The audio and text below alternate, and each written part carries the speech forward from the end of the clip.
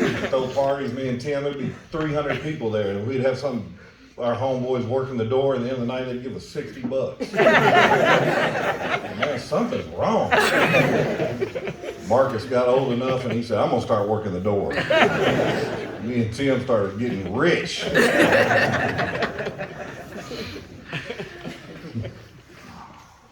2 Timothy, the 4th chapter, the 7th verse says, I have fought the good fight. I have finished the race, and I have kept the faith. The songwriter says, I've had some good days. I've had some hills to climb. I've had some weary days, and I've had some sleepless nights. But when I look around and think things over, all of my good days, they outweigh my bad days, and Marcus didn't ever complain. Mike Tyson once said everybody has a plan until they get punched in the mouth. I feel like I just got hit with like the 1-2. So I'm just saying, man, it's gonna be a minute. I'm sorry. I'm not gonna. I would say I'm sorry y'all can't all sit down, but I'm not really that sorry about it. Because that's just how good my dude was, you know.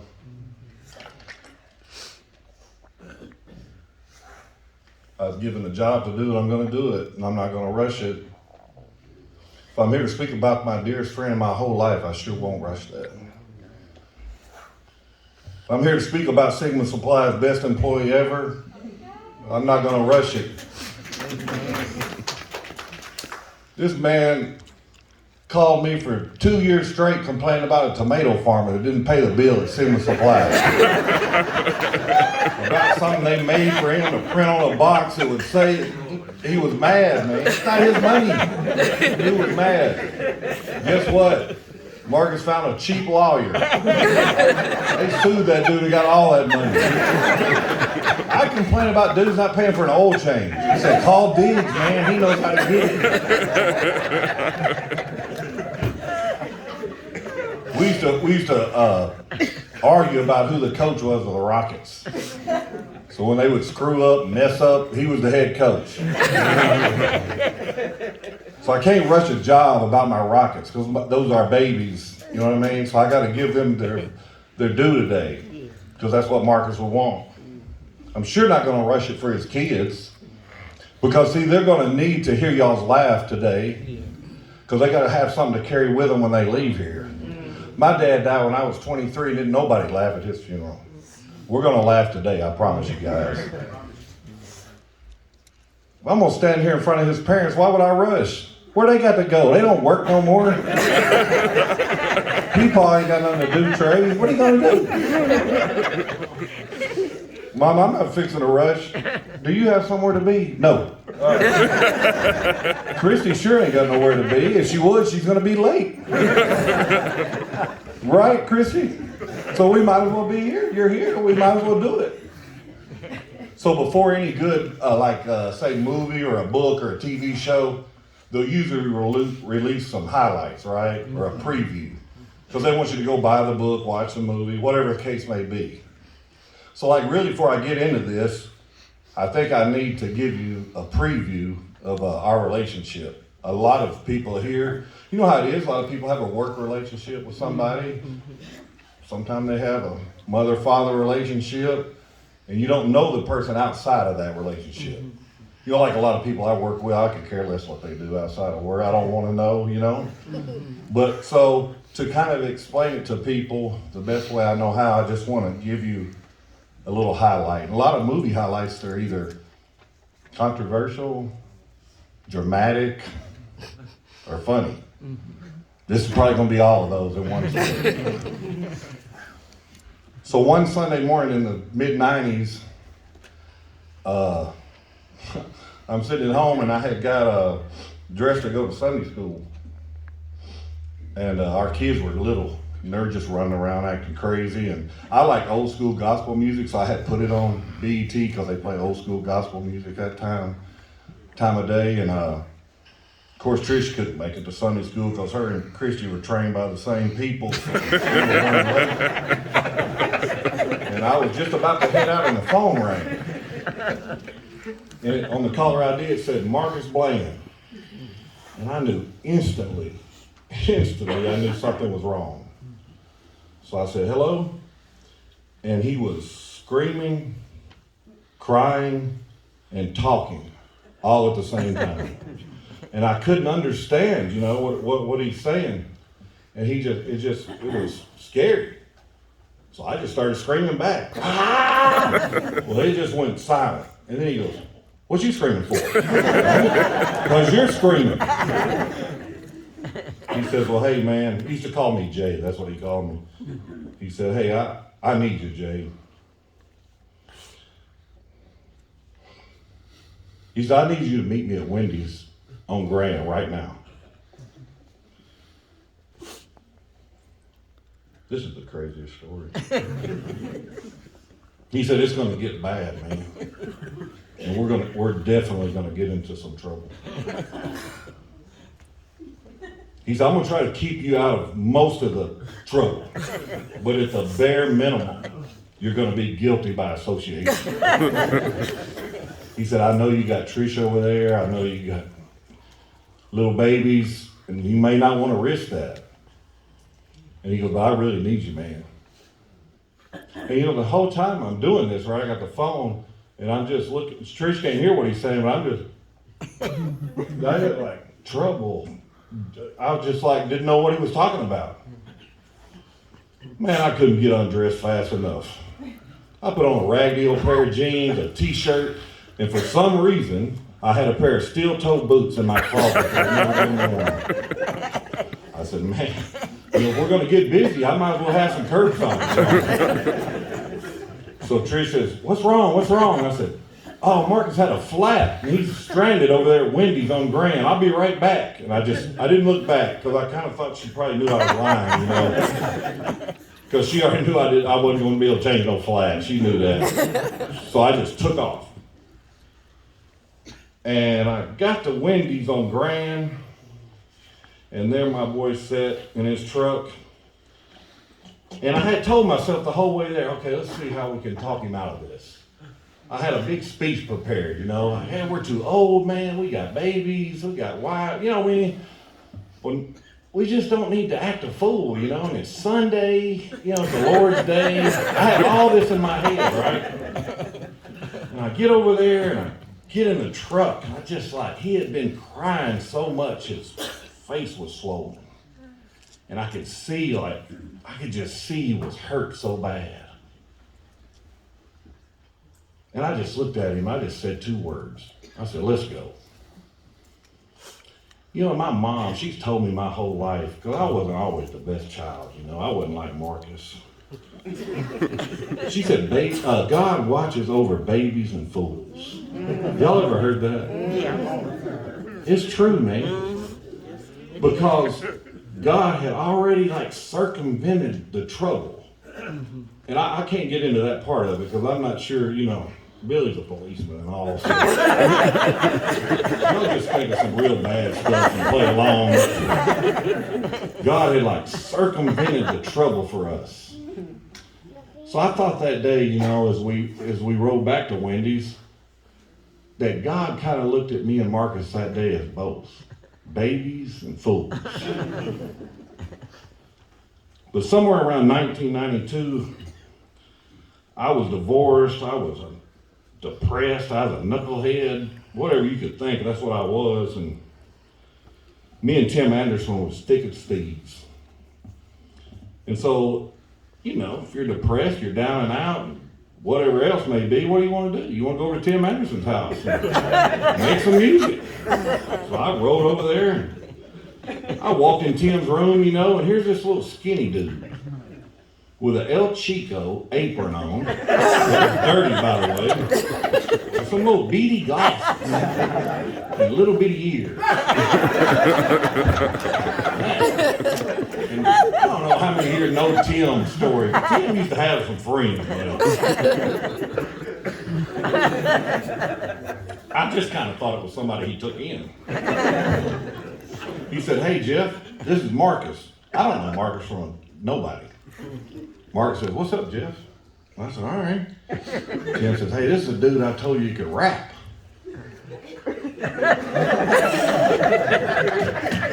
I didn't want to be rude. But I said, there ain't no way, and you know what? Dude with the El Chico apron on can rap. Tim looked at me like, like he had this foolish grin on his face, like I'm finna show Jeff something. So Tim puts on a little beat and Marcus goes off. I was like, dang, dude can rap. And if you knew us, man, that's all we cared about at the time, man. Music. That's just lived in our soul, So I was just like in awe of this little El Chico kid rapping like that. We would go on to form a rap group called Self-Defense. Y'all can laugh, it's all right. Tim Anderson, Neil Robinson, Marcus Bland, and myself. Mr. and Mrs. Bland, some of this stuff y'all don't know, but it's all good. We did lots of shows. We opened for a few famous rap groups too. My mom was so sick of us, she gave us $1,500 to go make a professional demo so that we could get gone. We just knew we were going to become rap superstars. Here in a little while, you're going to hear some music that Tim produced and Marcus wrote. Some of it's from around 1992. I kind of hold on to that now. You know how you hear some people, they lose a loved one and they want to always call their voicemail, to hear their voice. It seems silly, that we made music back then, but today it seems pretty appropriate.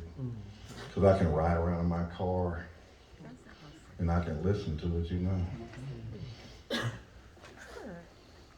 Back in 2015, I was doing this little radio show here in town. For whatever reason, I didn't get paid and it took a lot of time. That's just not who I am, but we decided what better time we should get together and make another song. I told Marcus, I told him, and his folks know, he procrastinated a little bit about stuff. You go by there in the summertime, the yard might be 6 foot high. My friend Travis, I told him, hey, could you go over and cut Marcus's yard? He called and said, dude, you'd have to have a bush hog. Well, then I had to call my buddy Kevin Moore. He said, I'll go ahead and do it. Kevin was over there a week. But I told him, I said, man, we should do a song, we can play it on this radio station. The dude wrote the song that day.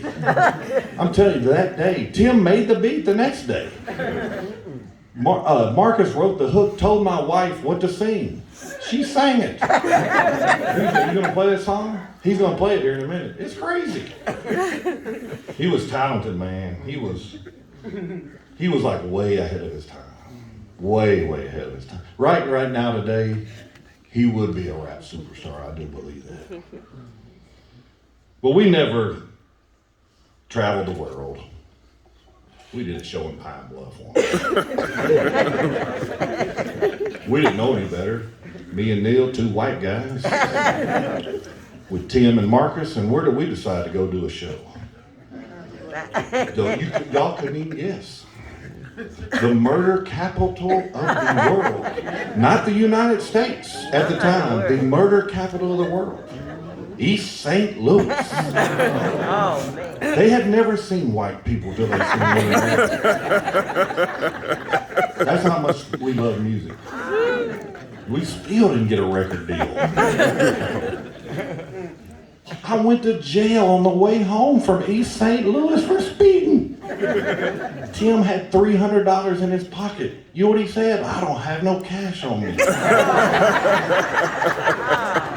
Neil forced it out of him.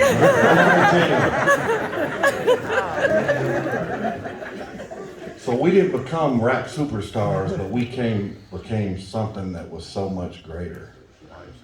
We became husbands and we became fathers. Not only to our own kids, but to many others. And I'm not up here to brag about myself, trust me, I'm not. All the credit's to Marcus. You hear the term generational wealth a lot. Marcus, as far as I know, Mama, didn't leave behind any generational wealth, but he left behind something way far more than important than that. He left behind generational change. Marcus' kids, they watched him be a great father. They watched him get up and go to work every day. They watched him love his wife with everything he had. They watched him not take any shortcuts while they raised them. They've already told you that, but his kids were raised in a two-parent loving home, but that was not always the case with the boys we coached. We had boys from broken homes, single-parent homes, homes that didn't care, homes that never showed up to see them play, homes that never gave them money for food when we went on the road. But Marcus provided our boys with food when needed, a home when needed, money when needed, but most of all, he provided them with love and an example of a great man. Amen. He showed them how a real man goes about his business. A young man from a broken home with no mentor in his life is most likely going to start a family with a broken home. Yeah. I mean, we're not at church, man, but I'm not past an amen or a clap or something. I mean, that's generational change right there. I don't care what you say. You see them boys get up and talk? They wouldn't have done that without Marcus. Generational change. I'm going to prove it to y'all right here. This is from a mother of a son we coached. I ain't even gonna lie, he's standing right back there with a Rockets hoodie on. His name's Robert Moss. Robert's hard to deal with as a kid, man. I would have choked the life out of this dude. He was in a championship game one time at Lake Helen. The dude gets 2 texts the first 30 seconds. Man, you're gonna cost us a game. We got kicked out. It didn't cost you nothing. We got killed. I went and picked dude up this morning for the funeral. I don't care about that. It wasn't about basketball, really. We just fooled him with the basketball. It wasn't never about basketball. But this is what his mother said. She said, Jeffrey Corder, I thank you and Coach Marcus for loving and coaching my son. The two of you were great with kids and a father to so many that didn't have a home. I can't thank you or your wife Trish, your mother, and Coach Marcus enough for taking Robert in at a critical time in his life.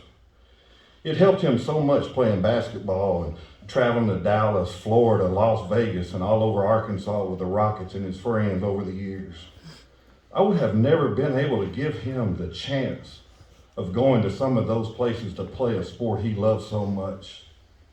I've been praying for all of you that are heartbroken right now, especially his wife, his mother, his father, and his children. Generational change, man.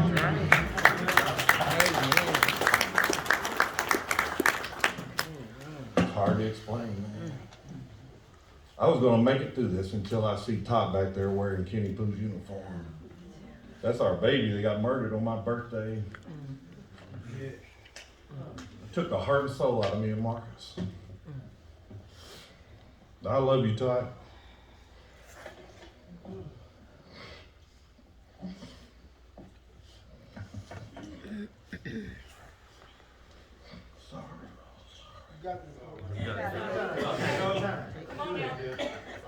We got all day. All day. We love you, bro. Pooh's my baby, man. The day Marcus went on hospice, after I left the hospital, I told my wife, I got to call all our players. I got to get in touch with them. At that time, I had never told any of them that he was even in the hospital that I'm aware of, because it's hard telling kids that news, you know. It's hard to explain it to them, especially if you're emotional, you know, like they don't want to see their coach cry and tell them something like that. So I just waited. And the first one that got back with me was Weston Jolly, who just stood up a minute ago over there. He said, hey, Coach, could I go with you tomorrow to see Marcus? I said, yeah, I'm going to go on my lunch break, man. He said, okay, just call me and I'm going to go up there with you. I said, okay. I said, but man, it's not the same Marcus, you know, Weston. He's going to look a lot different than what he used to look like. And I said, it's tough, man. He said, I don't care, Coach. I just want to go. So I'll call you on the way. And then at like 5 o'clock that morning, Christy called me and she said that Marcus had passed. First person I thought of was Weston Jolly. So I'm fixing to have to call one of my babies. I'm going to have to tell him that his coach didn't make it through the night, you know, and we can't go see him on my lunch break. So I called and I told him, and Weston said, "Where's he at, Coach?" I said, "Well, he's passed away, Weston, but he's still in his bed at the hospital." He said, "Can I go? Or is that out of line?" I had asked before that, I had told my wife that Marcus was up there, and she said she didn't think I should go. She said, "I think it's gonna like rip your heart apart seeing Marcus like that." But when Weston wanted to go, I didn't have no choice but to go.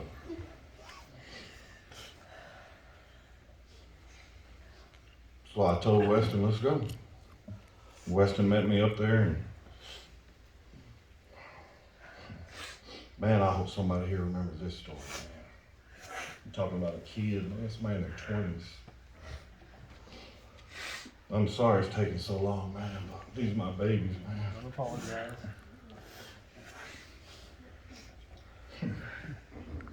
Weston walked in the room and he paid his respects to Marcus.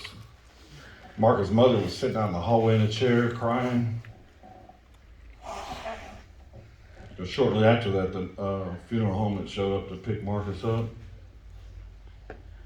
And Weston kneeled down and he told Mrs. Blaine, he said, "Hello, my name is Weston Jolly. And your son was my basketball coach on the Rockets. But basketball was just a little bitty part of it, Miss Blaine. Your son, he was a mentor to me. He was a father figure. And I just had a baby, Miss Blaine, and a lot of things your son taught me I'm going to use in my child's life." That's called generational change, y'all. That's called culture change.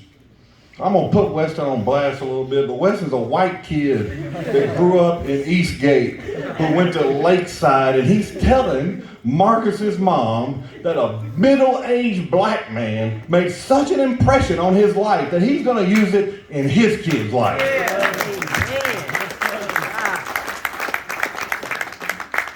Hey, it ain't no secret, man. It wasn't that long ago.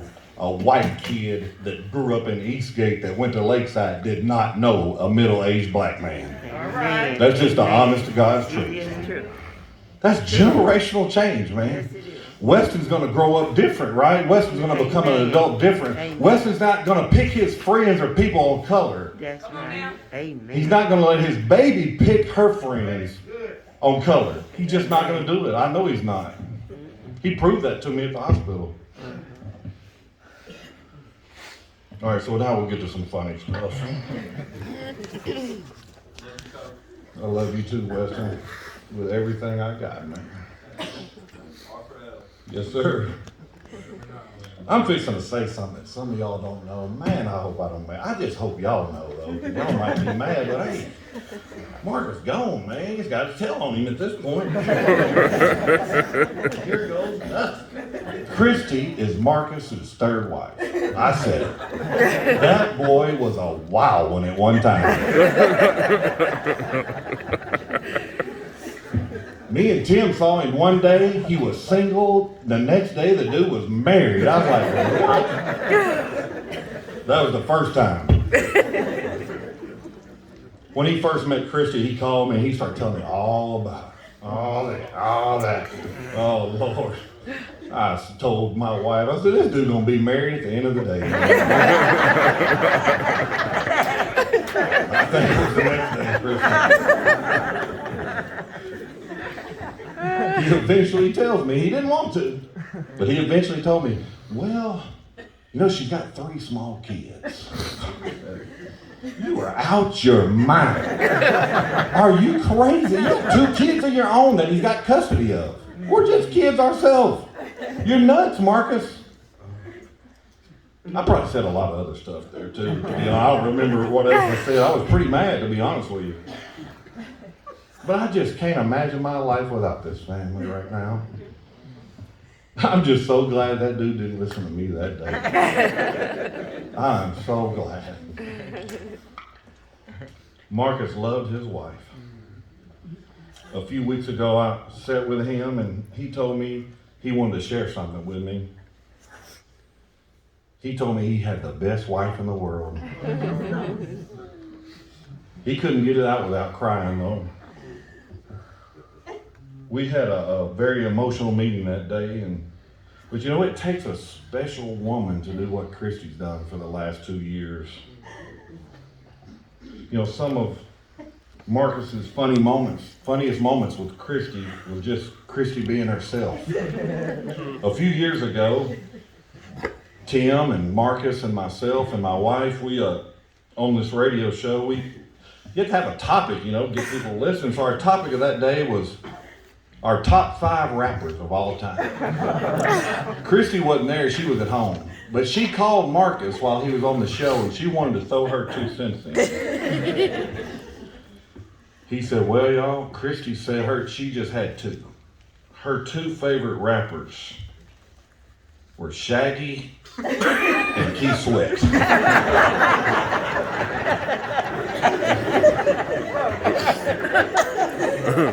Marcus's next word, he said, that's my wife and I love her. Christy, thank you so much for taking care of my brother, man. Most women wouldn't have done it.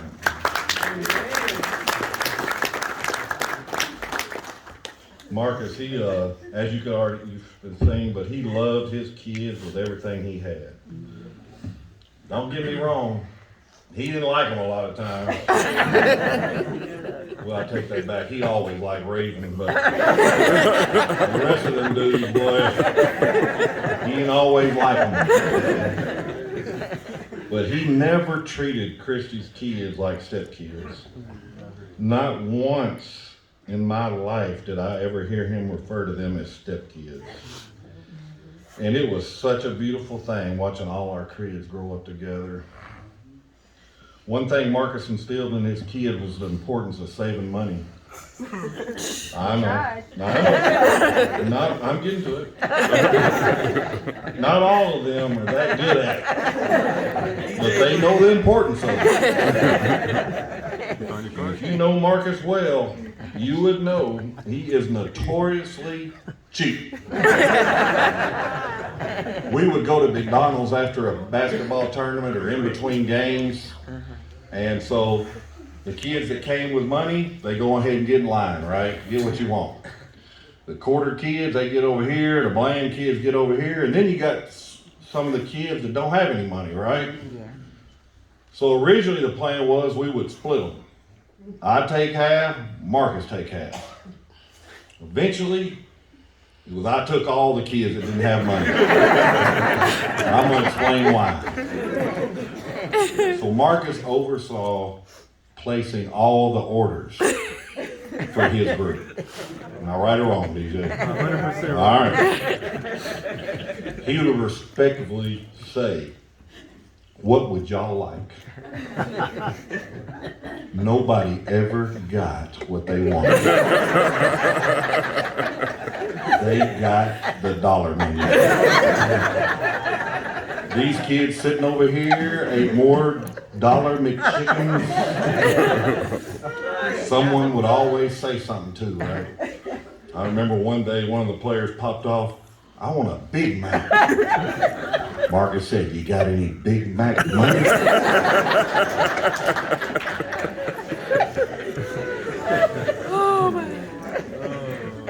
To my nieces and nephews, you know, your dad, he did many great things, but he did a few things that weren't so great. I'm going to challenge you guys to break that cycle today. First, Tim, you can be a witness. Do not smack while you're eating, nor eat with your mouth open. Do not let your children do that. Under no circumstance do you go out to eat with other people and double dip the cheesecake. Do not ask for free apple pies at Popeyes, especially in Pine Bluff. When someone is talking to you, let them finish talking. When somebody asks you a question, don't answer it. Last but not least, kiddos, under no circumstances do you call your best friend the day the Razorbacks are playing and ask what time is the game, when you can simply Google it. Marcus, he wrote a song one time, it's my favorite song he ever wrote, called Pain in My Brain. And Tim produced it. It was a sample to Teddy Pendergrass, Love TKO. DJ probably gonna play it here in a minute. It's the lyrics. Marcus didn't cuss in his lyrics either. But the lyrics started out, pain in my brain, mama strung out on the cocaine, daddy in the back shooting craps, dang, what a shame. I just met Mark. He already had the song. And Tim played it for me. Like, dang, dude, the El Chico, he got a rough life. And I didn't happen to ask him. I'm just thinking this, you know. Man, he just don't seem like the type that would have such a rough life, you know. And so it was like a few weeks. I probably knew Marcus 2 or 3 weeks after I heard that song. And I don't know, some happenstance, I go over to his house and he said, hey, come on in. I was like, I think I'm good, man. He goes, no, I want you to come in and meet my folks. I was like, yeah. I said, I'm just going to wait out here in the car. He said, nope, my parents don't like that. I said, oh, gosh. So I said, okay. So you imagine the picture in my mind I have. I walk in their house, and the house is spotless. They had 2 kids, 2 teenagers.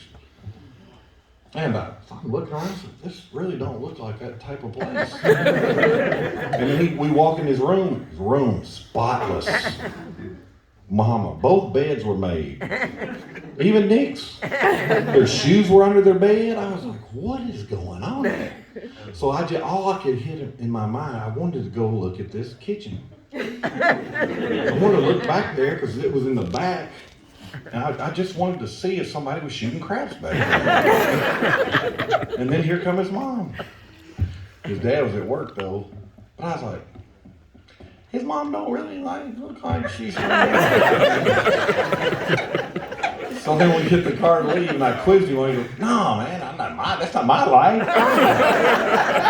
I'm worried about the folks around here. I go, well, that's why I don't want to get out the car.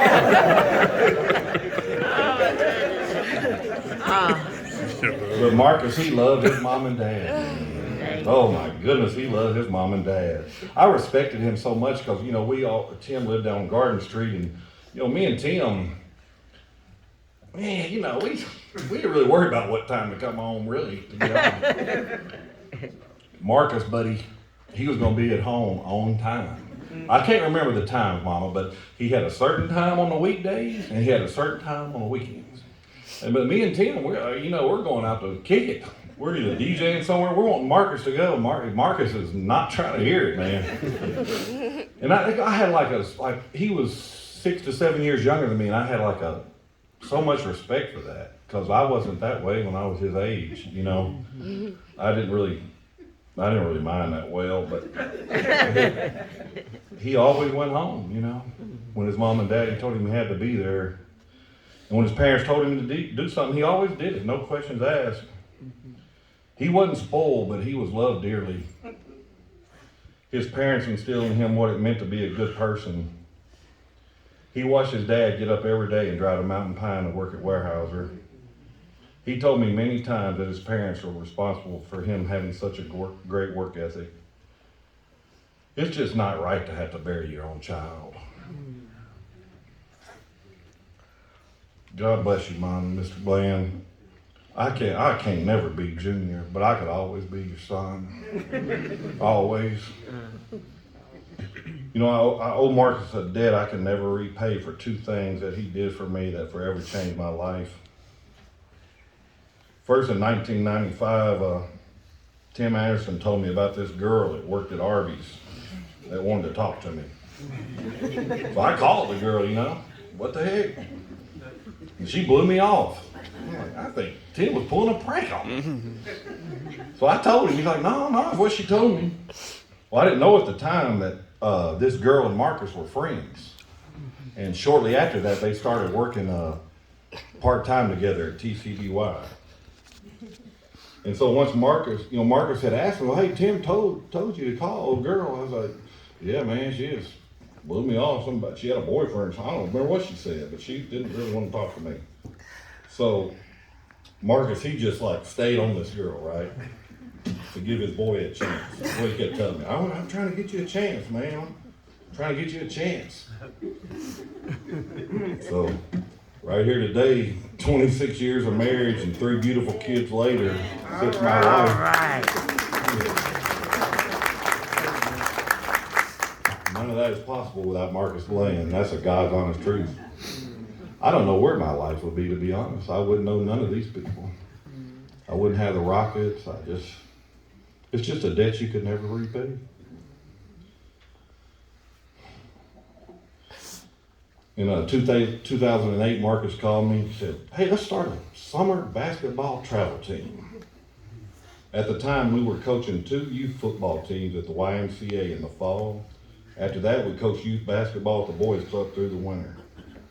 By the time spring came, we were exhausted.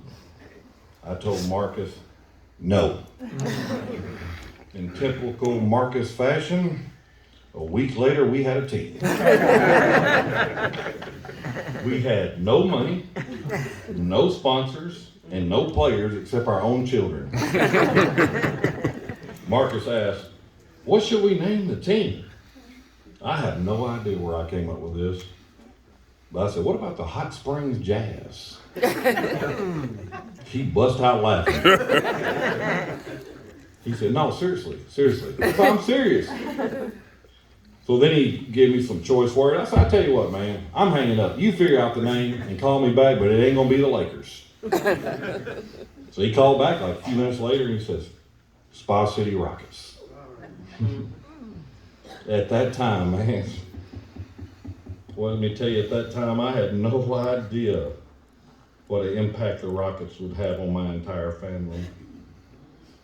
Another debt I will never be able to repay Marcus for. Marcus Bland, boy. We agreed that we should keep the team at a max of 10 players. Even 30 players. There's at least 500 Rocket stories worth telling today. If we had the time, I'd tell every one of them. But in closing, I just want to share with you the most fitting Marcus Blaine Rocket story that y'all can probably all relate to. In 2010, we're playing in our first AAU state championship in Little Rock, Arkansas. At the time, we were playing 8th grade division with a bunch of 7th graders and 8th graders mixed. And the tournament is like notoriously dominated by Little Rock teams. The tournament was loaded that week with great teams.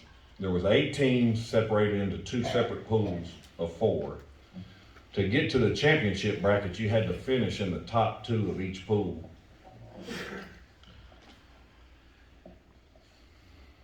It's very important to remember this little tidbit that's going to come back here in a second.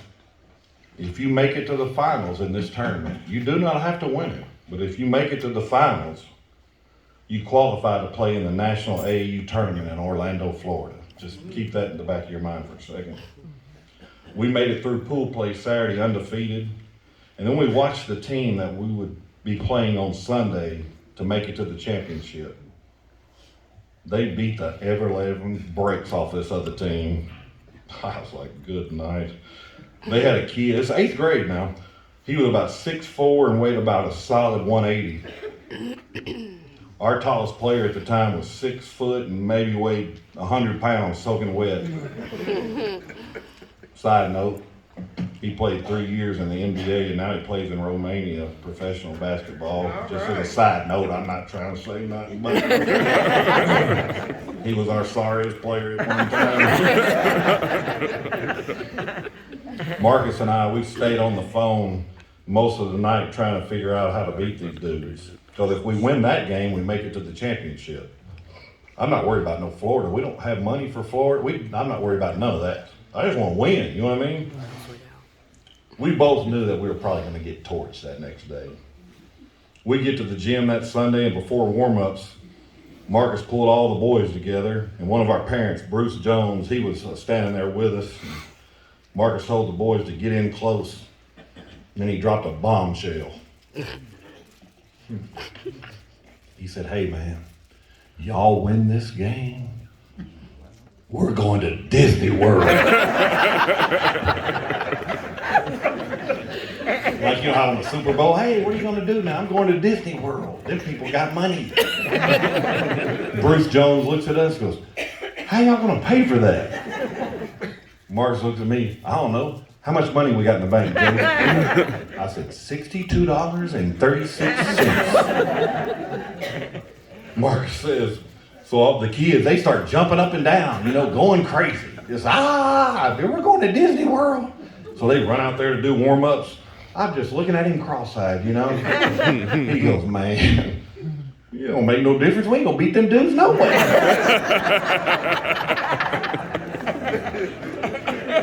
I kind of thought the same thing.